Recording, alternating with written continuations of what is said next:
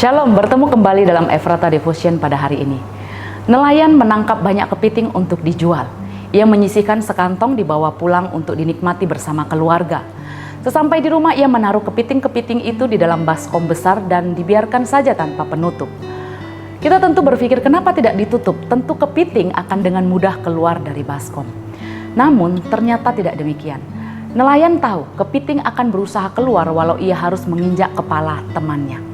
Namun, kepiting juga tidak akan begitu saja membiarkan temannya itu keluar dari baskom.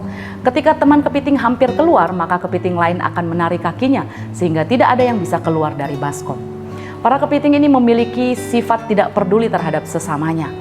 Ia akan menginjak kepala temannya demi untuk dia bisa merangkak keluar dari baskom.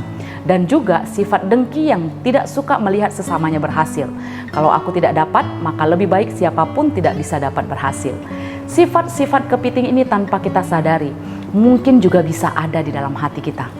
Kita bisa tidak peduli dengan orang lain. Segala cara akan kita lakukan untuk mencapai keberhasilan, meskipun itu artinya kita harus mengorbankan orang lain.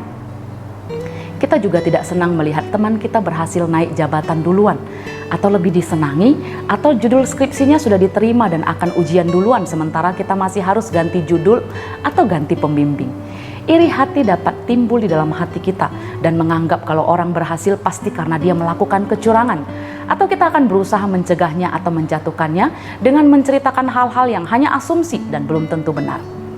Yakobus 3:16 berkata, sebab di mana ada iri hati dan mementingkan diri sendiri, di situ ada kekacauan dan segala macam perbuatan jahat. Iri hati dan dengki menjadi pintu masuk bagi si jahat untuk menimbulkan segala macam perbuatan jahat dalam hidup kita. Ingatkah kita Kain yang iri hati kepada Habel dan memberi kesempatan kepada iblis sehingga akhirnya ia membunuh adiknya itu? Saudara-saudara Yusuf yang iri hati kepadanya menimbulkan perbuatan jahat dengan menjual saudaranya itu dan berbohong kepada Yakub ayahnya bahwa Yusuf anak kesayangannya telah dimangsa binatang buas saat mengantar makanan kepada mereka. Dampaknya sangat mengerikan, mengakibatkan perbuatan jahat sampai pembunuhan terhadap saudara sendiri. Mengakibatkan perbuatan jahat yang menimbulkan kekacauan dan kesedihan besar bagi ayah mereka. Mereka pikir hidup mereka akan lebih baik tanpa Yusuf, si anak kesayangan. Tapi nyatanya malah semakin berat dan rasa bersalah sepanjang hidup. Sifat-sifat iri dan dengki ini hendaklah kita buang dari dalam hati kita. Jangan dianggap sepele, disimpan di dalam hati, karena itu artinya kita sedang mengundang iblis masuk dan menguasai kita. Namun jika kita tepis dan tolak, artinya kita sedang mempersilakan Roh Kudus berdaulat dan menguasai hati kita dan hidup sesuai firman-Nya.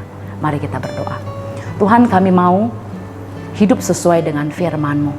Kami mau tepis dan kami mau tolak semua perasaan-perasaan negatif, iri hati, dengki di dalam hati kami. Kami mau belajar, kami bisa senang ketika orang lain dan atau teman kami berhasil dan mendapatkan pencapaian-pencapaian. Kami mau ikut bersuka cita bersama dengan mereka. Kami mau buang semua iri hati dan dengki dalam hati kami dan hidup seturut dengan kehendak Tuhan, supaya tidak ada kekacauan dan tidak ada perbuatan-perbuatan jahat yang akan mengikuti tindakan kami. Karena itu Bapa, biarlah Roh Kudus Tuhan di dalam hati kami terus menguasai kami, terus memenuhi hati dan pikiran kami dan menolong kami hidup dalam kebenaran. Terima kasih Tuhan, ini doa kami, dalam nama Yesus kami berdoa dan bersyukur. Amin.